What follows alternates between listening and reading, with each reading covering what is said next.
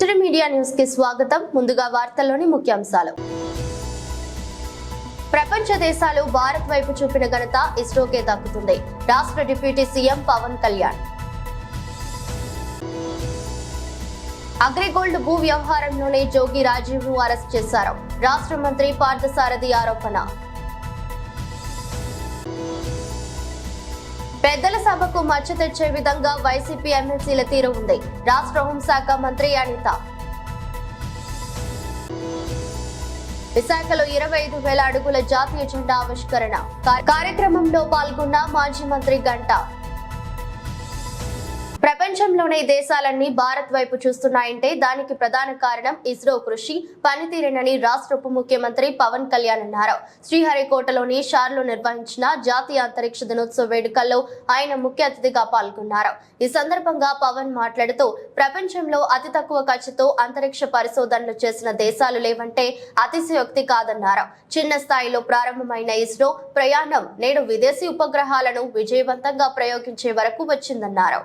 అంతరిక్ష దినోత్సవ సందర్భంగా నన్ను ముఖ్య అతిథిగా ఆహ్వానించినందుకు శ్రీ ఏ రాజరాజన్ గారికి, distinguished scientist, director, Satish Dhawan space centre SHAR Sriharikota range director గారికి మనస్ఫూర్తిగా నా కృతజ్ఞతలు. నేను ఊహించలేదు యాక్చువల్లీ ఇలాంటి అంతరిక్ష దినోత్సవానికి నన్ను అతిథిగా ఆహ్వానిస్తాను నేను ఎప్పుడు ఊహించలేదు. ఎందుకంటే నేను శాస్త్రవేత్తని కాదు,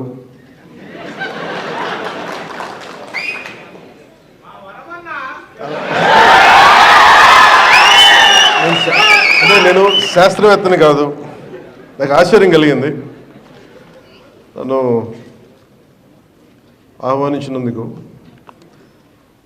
అంటే ఏది కోరుకున్నా జరుగుద్ది అనేది ఇంకోసారి ప్రూవ్ అయింది నా జీవితంలో. So I would like to convey to you, it's always been my desire to come to Sriharikota, right from my childhood. దేనికో చెప్తాను. నేను నెల్లూరులో చదువుకున్నా. అంటే మాకు అంటే ఆ రోజు అంటే నేను వచ్చిన కొత్తలో ఎలా ఉండదంటే ఒక 3-4 years అయింది అనుకుంటా, 5 years అయింది ఆర్యభట్ట శాటిలైట్ లాంచ్ చేసి. So it was brimming with energy. అంటే ఒక సైంటిఫిక్ ఒక జోష్ ఉండేది స్కూల్స్లో, మా టీచర్స్ అలా చెప్పేవారు. సో నాకు కొంచెం ఆ సైంటిఫిక్ ఇంట్రెస్ట్ ఉండేది, క్యూరియాసిటీ, సైంటిఫిక్ క్యూరియాసిటీ. సో ఇలా ఆలోచిస్తున్నప్పుడు నన్ను మా టీచర్ ఏం చేసిందంటే, నేను ఎక్కువ అడుగుతూ ఉండేవాడిని టీచర్ని, ఇదేంటి అదేంటి ఎక్కువ అడుగుతూ ఉంటే ఆవిడ విసుగు వచ్చి నన్ను, నేనే ఉన్నదేమో 6th-లోనో 7th-లోనో, ఆవిడ నా ప్రశ్నలకు విసుగు వచ్చేసి ఓ పని చేసి నీకు రైట్ పనిష్మెంట్ అని చెప్పి నన్ను ఆర్యభట్ట సైన్స్ క్లబ్కి ప్రెసిడెంట్గా చేసి పెట్టాను. ఎందుకంటే మాట్లాడకుండా ఉంటామని.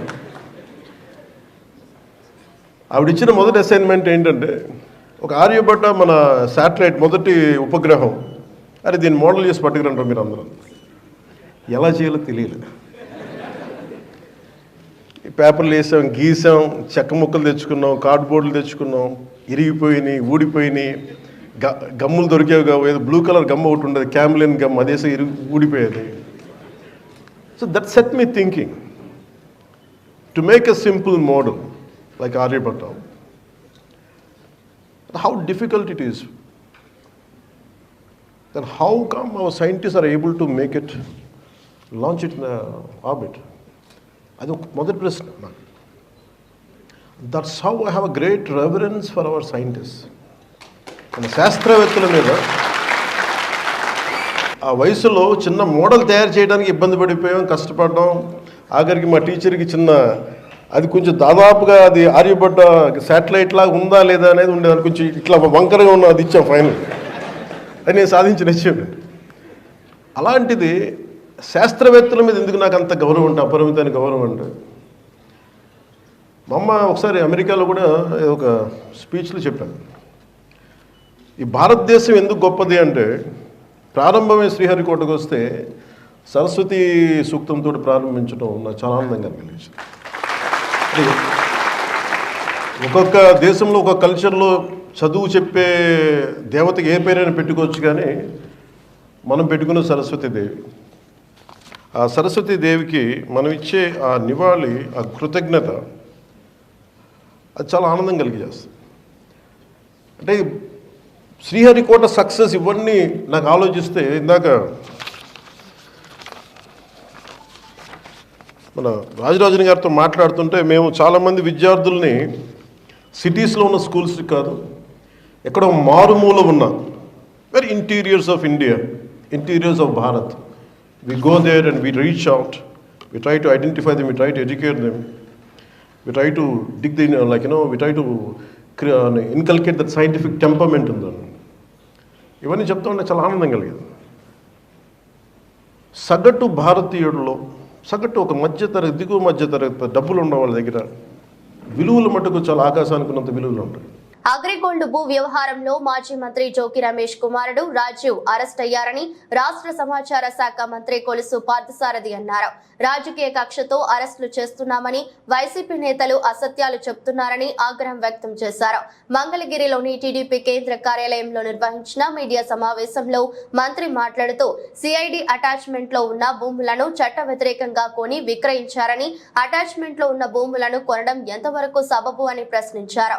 తప్పుడు ధృవీకరణ పత్రాలతో కొనుగోలు చేశారని, అగ్రిగోల్డ్ డిపాజిట్లు చేసి పేదలు నష్టపోయారన్నారు. లేని విధంగా విజయాన్ని అందించారు. దీన్ని ఒక బాధ్యతగా తీసుకుని ఈ రాష్ట్ర అభివృద్ధి కోసం, రాష్ట్ర ప్రజల భవిష్యత్తు కోసం అందరం కష్టపడదాం.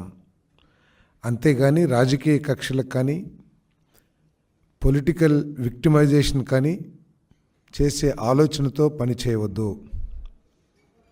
అందరం అనేక సందర్భాల్లో గత ప్రభుత్వం ద్వారా ఇబ్బంది పడ్డ వాళ్ళమే చట్ట వ్యతిరేకంగా. అయినా కూడా దాన్ని దృష్టిలో పెట్టుకోకుండా మన లక్ష్యం ఈ రాష్ట్రం అభివృద్ధి, ప్రజల భవిష్యత్తు, ప్రజల సంక్షేమం అని పదే పదే చెప్తూ వస్తూ ఉన్నారు. కానీ ప్రతిపక్షం ప్రతి విషయాన్ని కూడా రాజకీయం చేసి రాజకీయ లబ్ధి పొందాలని ప్రయత్నం చేయటం, సిగ్గు చేయటం చెప్పేసి నేను మనవి చేస్తా ఉన్నాను. విషయం లేని విషయాలు కూడా, ఎటువంటి సబ్స్టెన్స్ లేని విషయాలను కూడా రాజకీయ ప్రచారం కల్పించి ప్రభుత్వం మీద బురదలటానికి ప్రయత్నం చేయటం చాలా శోచనీయం అని చెప్పేసి మనం చేస్తా ఉన్నాను. దాంట్లో భాగంగానే నిన్న మాజీ మంత్రి గారు జోగి రమేష్ గారి కుమారుడిని అగ్రిగోల్డ్ భూ వ్యవహారంలో అరెస్ట్ చేయటం జరిగింది. ఆ విషయంలో సబ్జెక్ట్ మీద స్పందించుకోకుండా, జరిగిన తప్పొప్పుల మీద స్పందించుకోకుండా, ఇదేదో రాజకీయ కక్షతో చేస్తున్నారు, ఆ రోజు చంద్రబాబు నాయుడు గారి ఇంటి మీద దాడికి వెళ్ళినందుకు చేస్తున్నారు అని వక్రీకరించడానికి, ప్రజల దృష్టిని మరల్చడానికి ప్రయత్నం చేయటం శోచనీయం అని చెప్పేసి మనం చేస్తా ఉన్నాను. ఒకవేళ పొలిటికల్ విక్టిమైజేషన్ లేతే కక్ష సాధింపు ధోరణి ఉన్నట్లయితే వాళ్ళు బయటకు వచ్చి ఈ విధంగా మాట్లాడే అవకాశం కూడా ఉండేది కాదని చెప్పేసి మనం చేస్తా ఉన్నాను. నేను ఆయన ఒప్పుకున్నట్టు, జోగి రమేష్ గారు ఒప్పుకున్నట్లు చంద్రబాబు నాయుడు గారి ఇంటి మీద చేసిన దాడికి సంబంధించి చట్టం తన పని తాను చేసుకుంటూ పోతుంది. ఎవరైతే ఆ కేసుని పరిశీలిస్తున్నారో లేదా ఇన్వెస్టిగేట్ చేస్తున్నారో అధికారులు చర్యలు తీసుకుంటారు. కానీ నిన్న జరిగిన సంఘటన ఏదైతే ఉందో వారి కుమారుడు అరెస్టు, అది కేవలం అగ్రిగోల్డ్ భూములకి సంబంధించిన విషయంలోనే అరెస్ట్ అయ్యారని చెప్పేసి మనం చేస్తా ఉన్నాను. అది కూడా ప్రభుత్వం ఏదో ఉద్దేశపూర్వకంగా అరెస్ట్ చేసింది కాదు. అగ్రిగోల్డ్ సంస్థ తమ భూములు అన్యాక్రాంతం అవుతున్నాయి, తమ భూముల్ని తప్పుడు ధృవీకరణ పత్రాలతో లేకపోతే తప్పుడు డాక్యుమెంట్స్తో ఆక్రమించుకుంటున్నారని చెప్పేసి కేసు ఇచ్చిన సందర్భంలో ఈ అరెస్టులు జరిగినాయని చెప్పేసి మనం చేస్తాను.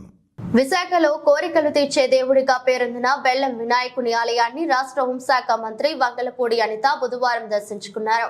ఈ సందర్భంగా ఆలయ కమిటీ అర్చకులు ఆమెకు ఘన స్వాగతం పలికారు. అనంతరం స్వామివారికి మంత్రి అనిత ప్రత్యేక పూజలు చేసి మొక్కులు తీర్చుకున్నారు. అనంతరం ఆమె మీడియాతో మాట్లాడుతూ వైసీపీ ఎమ్మెల్సీల కోసం మనం ఎంత తక్కువ మాట్లాడుకుంటే అంత మంచిదని, పెద్దల సభకు మధ్య తెచ్చే విధంగా కొంతమంది ఎమ్మెల్సీల ప్రవర్తన ఉందన్నారు. ప్రజలకు ఆదర్శంగా నిలవాల్సిన ప్రజాప్రతినిధులు రోడ్లపైకి వచ్చి రచ్చరచ్చ చేస్తున్నారని ఆరోపించారు.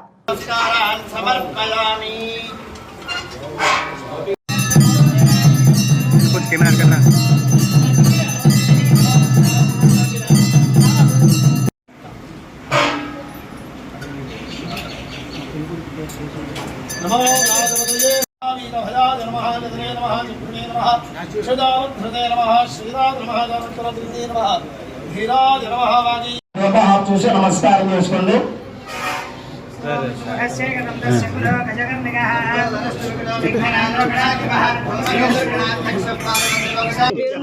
మన బెల్లం వినాయకుడు దర్శనానికి ఈరోజు రావడం జరిగింది. ఎలక్షన్ టైంలోనే అనుకున్నాము. బెల్లం వినాయకుడు ప్రతిష్ట కూడా అందరికీ తెలుసు, కూడా అందరికీ తెలుసు. ఏమి మనసులో ఏమి కోరిక కోరుకొని బెల్లం నైవేద్యం పెడితే ఆ కోరిక తీర్చే ఒక వినాయకుడు, ఆనంద గణపతి దగ్గరికి ఈరోజు కుటుంబ సమేతంగా వచ్చి దర్శనం చేసుకుని ఏదైతే మొక్కులు తీర్చుకోవడం జరిగిందండి. ఈరోజు ఈ కార్యక్రమానికి ఇక్కడికి రావడం చాలా ఆనందంగా ఉంది. వచ్చిన తర్వాత కూడా పంతులు గారు కానీ ఇక్కడున్న డిపార్ట్మెంట్ వాళ్ళు కానీ వాళ్ళందరూ కూడా సాధారణంగా ఆహ్వానించడమే కాకుండా ఒక మంచి దర్శనం ఇప్పించి మంచి పూజా కార్యక్రమాలు చేసి రాష్ట్రంలో ప్రజలందరూ కూడా మంచిగా ఉండాలి, రాష్ట్రంలోని పరిపాలన చేసే చంద్రబాబు నాయుడు గారు కానీ, పవన్ కళ్యాణ్ గారు కానీ, లోకేష్ గారు కానీ అందరూ కూడా ఆయురారోగ్యాలు ఇవ్వాలని మనస్ఫూర్తిగా కోరుకొని దండం పెట్టుకుని రావడం.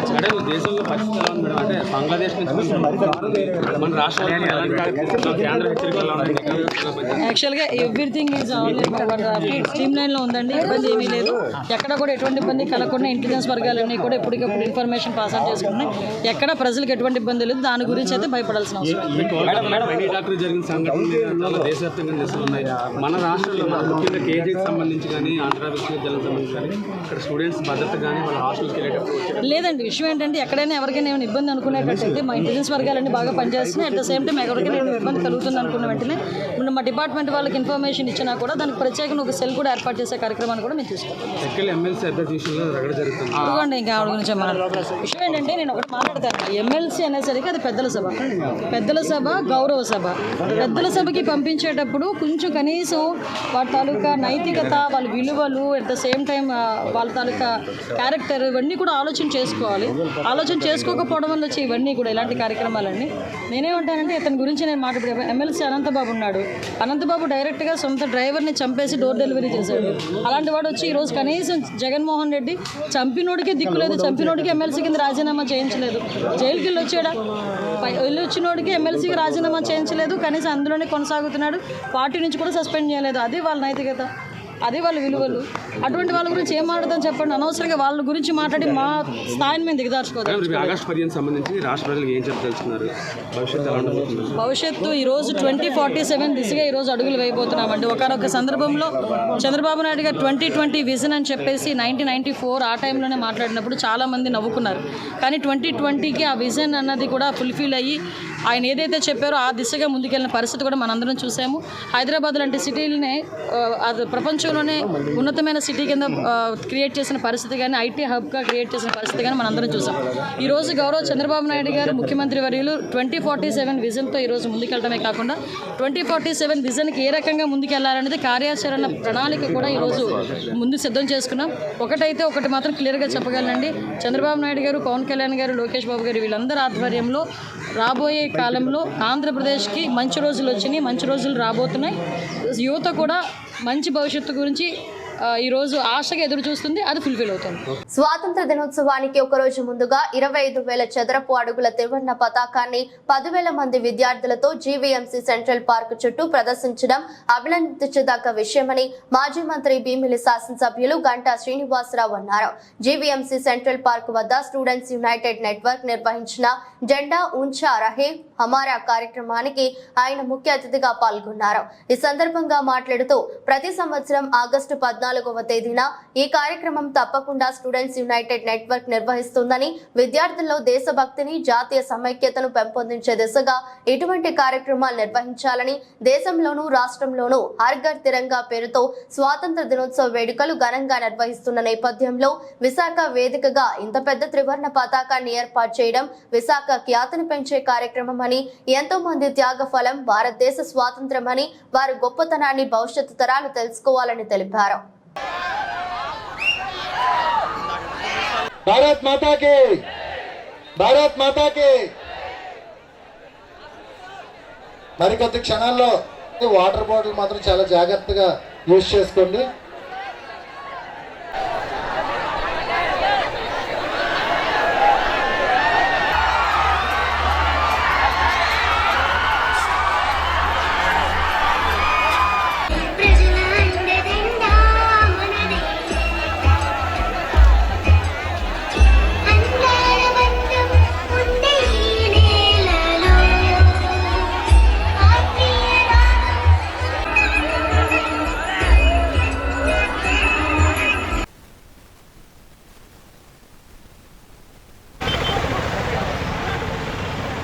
అలాగే వెనకాలమని చెప్పుకోవచ్చు, లారీని యాన్ అలా ముందుకెళ్ళమని స్టార్ట్ అవ్వట్లే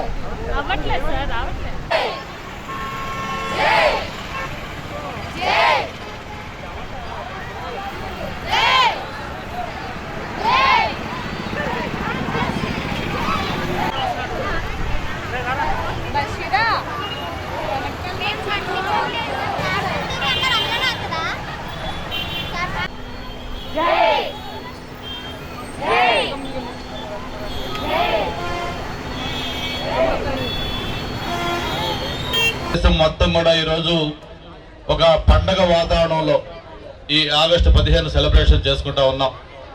అటు కేంద్ర ప్రభుత్వం కానీ, ఇటు రాష్ట్ర ప్రభుత్వాలు కానీ ప్రతి చిన్న కార్యాలయంలో కూడా ఈరోజు మన జాతీయ జెండా ఎగరవేసి మన దేశం పట్ల, ముఖ్యంగా మనకి ఈ స్వాతంత్రం తెచ్చిన మహనీయుల పట్ల, ప్రత్యేకించి జాతీయ పతాక రూపశిల్పి పింగళ వెంకయ్య గారి పట్ల మనందరం కూడా నిబద్ధత చాటుకునే విధంగా మనం ఎంతో గౌరవంగా ఈ కార్యక్రమాన్ని మనం చేసుకుంటా ఉన్నాం. ప్రత్యేకించి ఈరోజు future hope of the country, మరి ముఖ్యంగా స్టూడెంట్స్ లో ఈ కార్యక్రమాన్ని ముఖ్యంగా వాళ్ళకి తెలియజేసే విధంగా ఇది చేయటం అనేది చాలా అభినందనీయం. దీనికి మనస్ఫూర్తిగా ఈ స్టూడెంట్స్ యునైటెడ్ నెట్వర్క్ బసవ చాలా మంచి కార్యక్రమం చేపడతా ఉన్నాడు. ప్రతి సంవత్సరం కూడా ఎప్పుడు ఆగస్టు 15 వస్తుందన్నా కూడా ఇది ఒక ఫిక్స్డ్ ప్రోగ్రామ్. అటువంటి చక్కగా కార్యక్రమం చేస్తున్నందుకు తనకి మనస్ఫూర్తిగా అభినందనలు తెలియజేసుకుంటూ, భవిష్యత్తులో ఇటువంటి కార్యక్రమాలు మరిన్ని చేసే శక్తి, అవకాశం బసవకు ఇవ్వాలని కూడా మరొకసారి కోరుకుంటూ, మరి ఏదైతే మహనీయులు త్యాగాలతోటి మనకి వచ్చిందో స్వాతంత్రం, దాని ఫలితాలు మనం ఈరోజు అనుభవిస్తా ఉన్నాం. ముఖ్యంగా వాళ్ళందరూ కూడా చేసిన కృషిని, త్యాగాలను గుర్తు చేసుకుంటూ మనం కూడా ఈ దేశ అభివృద్ధిలో పాల్పంచుకునే విధంగా మనం అందరం కూడా ఉండాలని చెప్పి కూడా మరొకసారి తెలియజేసుకుంటూ, ప్రతి ఒక్క కార్యాలయంలో కూడా ఈరోజు అది పెద్ద ప్రధానమంత్రి కార్యాలయం కావచ్చు, లేకపోతే ముఖ్యమంత్రి కావచ్చు, లేకపోతే కలెక్టర్లు కావచ్చు, మంత్రులు కావచ్చు, ఎమ్మెల్యేలు కావచ్చు, వీళ్ళతో పాటు చిన్న ఆఫీసుల్లో కూడా రోజు ఆ పతాకం ఎగరేసుకుంటా ఉన్నాం. మనం చూస్తా ఉన్నాం, బజార్లో వస్తూ ఉంటే కార్ల పైన, అలాగే ప్రతి మనిషి ఒంటి పైన కూడా తన పతాకాన్ని పెట్టుకొని వాళ్ళ యొక్క సాలిడారిటీ ఏంటో అందరికి తెలియజేసే విధంగా చూపిస్తా ఉన్నారు. మరి దీనికి ముఖ్యంగా ఈ దేశభక్తి అనేది మనం ప్రతి ఒక్కరిలో అణువున ఉండాల్సిన అవసరం ఉంది. అన్నిటికంటే ముఖ్యంగా ఫస్ట్ మదర్ ఇండియా అంటా ఉన్నాం. మన ప్రపంచంలోనే అతి పెద్ద ప్రజాస్వామ్య దేశం ఇండియా. మరి అటువంటి ఇండియాలో ఇలాంటి కార్యక్రమాలు పెద్దగా జరగడం చాలా సంతోషం అని చెప్పి కూడా తెలియజేసుకుంటూ, ఇందులో పార్టిసిపేట్ చేస్తున్న మీ అందరికి కూడా మనస్ఫూర్తిగా ఈ ఆగస్టు 15 శుభాకాంక్షలు. స్టూడెంట్స్ యునైటెడ్ నెట్వర్క్ ఆధ్వర్యంలో జెండా ఉంచా రహే హమారా కార్యక్రమం 25,000 చదరపు అడుగుల త్రివర్ణ పతాక ప్రదర్శన 10,000 మంది విద్యార్థులతో జీవీఎంసీ సెంట్రల్ పార్క్ వేదికగా గత 10 సంవత్సరాల నుండి కూడా మేము చేస్తూ ఉన్నాం. విద్యార్థుల్లో జాతీయ సమైక్యతను, దేశభక్తిని పెంపొందించడం కోసం స్టూడెంట్స్ యునైటెడ్ నెట్వర్క్ గత 15 సంవత్సరాలుగా కూడా కృషి చేస్తూ ఉన్నాం. ఈ కార్యక్రమాన్ని పింగళ వెంకయ్య గారు జయంతి పురస్కరించుకొని ఆగస్టు 2వ తేదీన ఆంధ్ర యూనివర్సిటీ న్యాయ కళాశాల వేదికగా ప్రారంభించడం జరిగింది. ఆ తర్వాత ప్రధానమైన కార్యక్రమం ఈరోజు సెంట్రల్ పార్క్ వేదికగా ప్రారంభించాం. ఈ కార్యక్రమంలో జిల్లాలో ఉన్న అన్ని కళాశాల విద్యార్థులు వేలాదిగా పాల్గొన్నారు. జిల్లాలో ప్రజాప్రతినిధులు కూడా ఇక్కడికి వస్తున్నారు. విద్యార్థుల్లో జాతీయ సమైక్యతను, దేశభక్తిని పెంపొందించి, విద్యార్థుల్లో ఐక్యతను పెంపొందించి, భవిష్యత్తు తరాలకు విద్యార్థుల్లో జాతీయ జెండా యొక్క స్ఫూర్తిని, పింగళ వెంకయ్య గారి యొక్క త్యాగాన్ని, ఆయన జాతీయ జెండాని తయారు చేయడంలో ఆయన తీసుకున్న కృషిని కూడా తెలియజేయాలన్నదే స్టూడెంట్స్ యునైటెడ్ నెట్వర్క్ యొక్క ముఖ్య ఉద్దేశం. విశాఖ స్టీల్ ప్లాంట్ పట్ల కేంద్ర ప్రభుత్వ వైఖరికి నిరసనగా ఈ నెల 22న ఉక్కు సీఎండీ కార్యాలయాన్ని ముట్టడించనున్నట్లు అఖిలపక్ష పోరాట కమిటీ చైర్మన్ సిహెచ్ నరసింగారావు అన్నారు. బుధవారం విశాఖలోని పౌర గ్రంథాలయంలో ఏర్పాటు చేసిన మీడియా సమావేశంలో మాట్లాడుతూ విశాఖ స్టీల్ ప్లాంట్ విషయంలో కావాలనే ఎన్డీఏ ప్రభుత్వం కక్షపూరిత వైఖరితో వ్యవహరిస్తోందని, సెప్టెంబర్ నెలలో రాష్ట్ర వ్యాప్తంగా రాస్తారోకో చేయాలని కమిటీ పిలుపునిచ్చిందన్నారు. కేంద్ర విశాఖ స్టీల్ ప్లాంట్ ను ప్రైవేటీకరణ చేసే ప్రసక్తే లేదని, పూర్తి సామర్థ్యంతో పనిచేయించడానికి చర్యలు చేపడతామని హామీ ఇచ్చినప్పటికీ నెల రోజుల నుంచి యాజమాన్యం మరింత దిగజారుడు చర్యలకు పూనుకుందన్నారు. కేంద్ర స్టీల్ కేబినెట్ మంత్రి విశాఖ స్టీల్ ప్లాంట్ కు వచ్చిన తరువాత యాజమాన్యం విశాఖ స్టీల్ ప్లాంట్ కు వ్యతిరేకంగానూ కార్మిక వ్యతిరేక చర్యలకు పాల్పడుతున్నందునని ఆరోపించారు. ఈ సమావేశంలో యూనియన్ నాయకులు ఆదినారాయణ, మంత్రి రాజశేఖర్ తదితరులు పాల్గొన్నారు. జగన్మోహన్ రెడ్డి గారు ఏ ఒక్కసారి కూడా విశాఖపట్నం స్టీల్ ప్లాంట్ అధోగతి పాలవుతుంది, వెంటిలేటర్ పై గెంటేస్తున్నారు, ఈ పరిశ్రమని లేకుండా కనీసం ఒక్కసారి కూడా విశాఖపట్నం స్టీల్ ప్లాంట్ కోసం మాట్లాడలే. ఇప్పుడు ఎన్నికల ముందు చేశారు, పోరాటాలు, త్యాగాలు, బలిదానాలు వచ్చింది ఈ పరిశ్రమ ఇవాళ అధోగతి పాలైపోయే పరిస్థితి. ఏవైనా వందలాది మంది చనిపోతే కేజీహెచ్ దగ్గరకు వచ్చి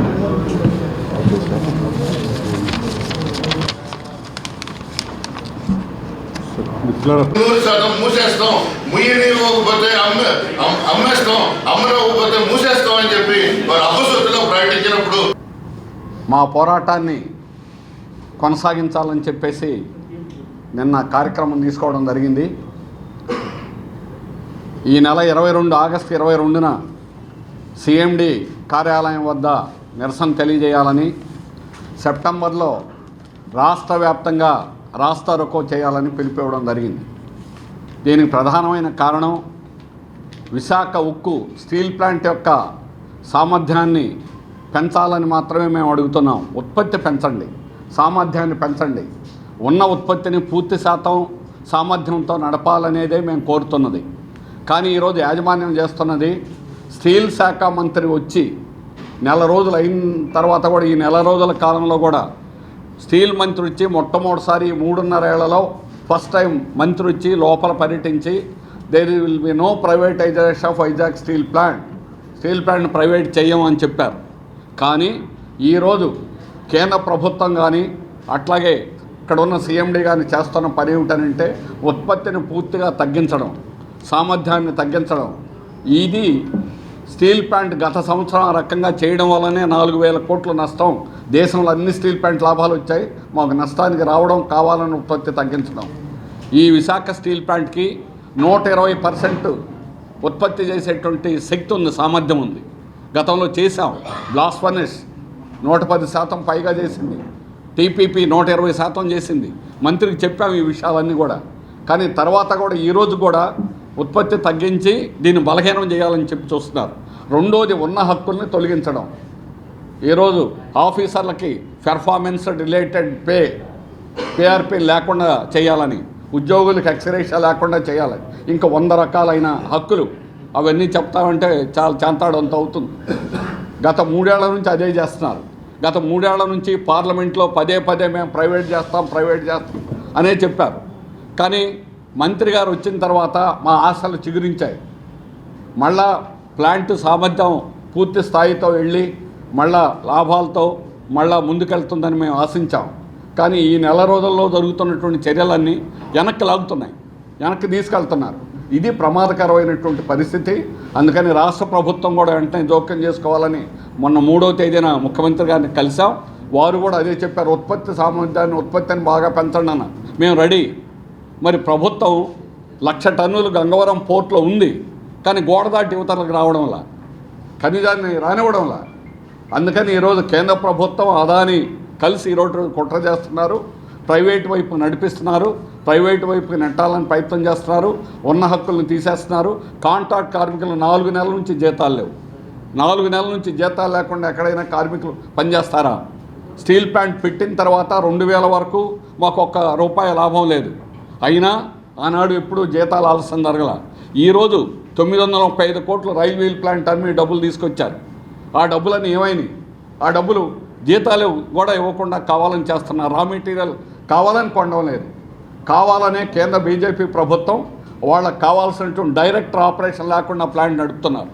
విశాఖ నగరంలోని మహారాణిపేట వద్ద ఉన్న జిల్లా కేంద్ర గ్రంథాలయ స్థలాన్ని తక్షణమే ప్రజలకు అందుబాటులోకి తీసుకురావాలని పౌర గ్రంథాలయాల సేవా సమితి ప్రతినిధులు డిమాండ్ చేశారు. బుధవారం అల్లూరి విజ్ఞాన కేంద్రంలో ఏర్పాటు చేసిన మీడియా సమావేశంలో మాట్లాడుతూ 2010లో గ్రంథాలయ సంస్థ స్థలాన్ని ప్రైవేట్ సంస్థ లీజుకు ఇచ్చారని, ఫలితంగా నడుస్తున్న గ్రంథాలయం భవనం కూల్చివేయబడిందన్నారు. 2014లో ఆ లీజు ఒప్పందం రద్దు అయిందని, అప్పటి నుంచి 2 ప్రభుత్వాలు మారినా నేటికి ఆ గ్రంథాలయ భవన పునర్నిర్మాణం చేపట్టలేదన్నారు. తక్షణమే ఆ గ్రంథాలయ నిర్మాణాన్ని చేపట్టి విద్యార్థులు, నగర ప్రజలకు అందుబాటులోకి తీసుకురావాలని కోరుతున్నారు. నమస్కారం. ఆంధ్రప్రదేశ్ రాష్ట్రాన్ని నాలెడ్జ్ స్టేట్గా చేస్తాం అని చెప్పి చంద్రబాబు నాయుడు గారు చాలా గొప్పగా ప్రకటించారు, సంతోషిస్తున్నాం. వారి తనయుడు లోకేష్ గారు ఇప్పుడు విద్యాశాఖ మంత్రిగా బాధ్యతలు తీసుకున్నారు. ఆధునిక దృక్పథంతో విద్యా సంస్థల్ని మొత్తం అన్నింటినీ అభివృద్ధి చేస్తామని వారు చెబుతున్నారు. మరొక యువకులకి ఆశాకిరణం లాంటి నాయకుడు ఉప ముఖ్యమంత్రిగా ఉన్నారు పవన్ కళ్యాణ్. వీళ్ళందరూ ఉన్నప్పటికీ ఈ రాష్ట్రంలోకే ప్రధానమైన నగరమైన విశాఖపట్నంలో మనకు జిల్లా గ్రంథాలయం అనేటువంటిది లేదు అనే విషయం వారికి అందరికీ గుర్తు చేయదలుచుకున్నాను. చంద్రబాబు నాయుడు గారి ముఖ్యమంత్రిగా ఉన్నప్పుడే ఆ గ్రంథాలయ నిర్మాణానికి శాసన మండలిలో గంటా శ్రీనివాసరావు గారు విద్యామంత్రిగా ఉన్నప్పుడు హామీ ఇచ్చారు, 3 నెలల్లో నిర్మాణం ప్రారంభిస్తామని. మరి 2014 నుంచి ఇప్పటికి ఇంకా 3 నెలలు పూర్తయినట్లేదు, ఆ నిర్మాణం మాత్రం మొదలు కాలేదు. ఇంత నిర్లక్ష్యం యువకులకి, నిరుద్యోగులకి, విజ్ఞానాన్ని పెంచుకోవాలనుకునే వాళ్ళకి ఒక కేంద్రంగా ఉండే జిల్లా గ్రంథాలయం విషయంలో ఇంత క్షమించరాని నిర్లక్ష్యం ఎందుకు కొనసాగుతోంది అనేటువంటిది అర్థం కావడం లేదు. చంద్రబాబు నాయుడు గారు నిధులు లేవని మిగతా వాటన్నింటికీ చెప్పొచ్చు, కానీ విశాఖ జిల్లా గ్రంథాలయం నిర్మాణానికి నిధులు పుష్కలంగా ఉన్నాయి. విశాఖ మున్సిపల్ కార్పొరేషన్కి ప్రతి నెల ప్రజలు కట్టేటువంటి ఆస్తి పన్నులో 8% గ్రంథాలయ సంస్థకి చెందుతుంది. ఆ రకంగా చూసుకుంటే 300 కోట్ల పైన డబ్బులు గ్రంథాలయ సంస్థ ఖాతాలో ఉండాలి. వాటిలో 10వ వంతు ఒక 10% కేటాయించిన విశాఖలో దానికి ఉన్న స్థలంలో గ్రంథాలయ నిర్మాణం వెంటనే చేపట్టవచ్చు. ఏమాత్రం ఆలస్యం చేయకుండా చేయగలిగిన ఒక మంచి పని విషయంలో ఈ ప్రభుత్వం ఎందుకు ఇంత మౌనంగా ఉంది అనేటువంటిది మేము ఆశ్చర్యపోతున్నాం. వెంటనే ఈ ప్రభుత్వం గ్రంథాలయ సంస్థ నిర్మాణానికి ఆదేశాలు ఇవ్వాలని చెప్పి మేము డిమాండ్ చేస్తున్నాం. ఈ సమస్యని పౌరులందరి దృష్టికి తీసుకెళ్ళి గ్రంథాలయ నిర్మాణం ప్రజా చైతన్యానికి సంకేతం అనేటువంటి దాన్ని మేము ఆచరణలో ముందుకు నడిపించాలని చెప్పి భావిస్తున్నాం. ఇవాళ సమావేశం తాలూకా రౌండ్ టేబుల్ సమావేశం నిర్ణయంగా ఈ కార్యక్రమాన్ని ఒక ఉద్యమ రూపంలో ముందుకు తీసుకెళ్లాలని మేము నిర్ణయించామని ప్రకటిస్తున్నాం. జనసేన పార్టీ అధినేత రాష్ట్ర ఉప ముఖ్యమంత్రి పవన్ కళ్యాణ్ ఆదేశాల మేరకు మంగళగిరిలోని జనసేన పార్టీ కేంద్ర కార్యాలయంలో 2వ రోజు జనవాణి కార్యక్రమం నిర్వహించారు. ఈ కార్యక్రమంలో విశాఖ జనసేన పార్టీ నగర అధ్యక్షులు, విశాఖ దక్షిణ నియోజకవర్గ శాసనసభ్యులు వంశీకృష్ణ శ్రీనివాస్ అర్జీదారుల సమస్యలను తెలుసుకుని సంబంధిత శాఖల అధికారులతో మాట్లాడి వాటిని వెంటనే పరిష్కారం అయ్యే విధంగా కృషి చేస్తున్నారు. ఎమ్మెల్యే వంశీకృష్ణ దృష్టికి తీసుకువచ్చిన కొన్ని సమస్యలను అక్కడికక్కడే పరిష్కరించగా, పరిష్కారం కాని సమస్యలను సంబంధిత అధికారులకు తెలియజేసి వెంటనే పరిష్కారం చేయమని తెలిపారు. కార్యక్రమంలో జనసేన పార్టీ శ్రేణులు పాల్గొన్నారు.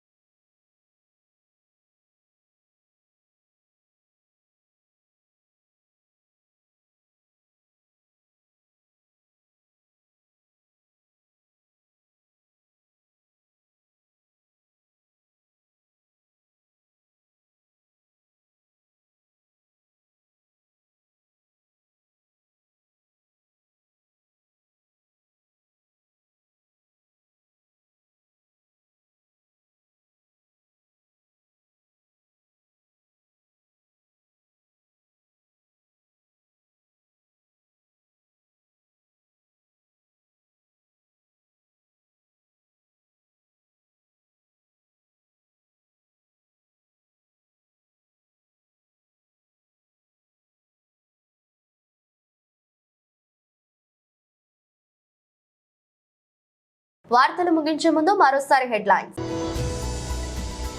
ప్రపంచ దేశాలు భారత్ వైపు చూపిన ఘనత ఇస్రోకే దక్కుతుంది. రాష్ట్ర డిప్యూటీ సీఎం పవన్ కళ్యాణ్. అగ్రిగోల్డ్ భూ వ్యవహారంలోనే జోగి రాజీవ్ ను అరెస్ట్ చేశారు. రాష్ట్ర మంత్రి పార్థసారథి ఆరోపణ. పెద్దల సభకు మచ్చ తెచ్చే విధంగా వైసీపీ ఎమ్మెల్సీల తీరు ఉంది. రాష్ట్ర హోంశాఖ మంత్రి అనిత. విశాఖలో 25,000 అడుగుల జాతీయ జెండా ఆవిష్కరణ కార్యక్రమంలో పాల్గొన్న మాజీ మంత్రి గంటా. ఇదరస్ట్ బులెటిన్ మరో బులెటిన్లో మళ్ళీ కలుద్దాం. అంతవరకు సెలవు. నమస్కారం.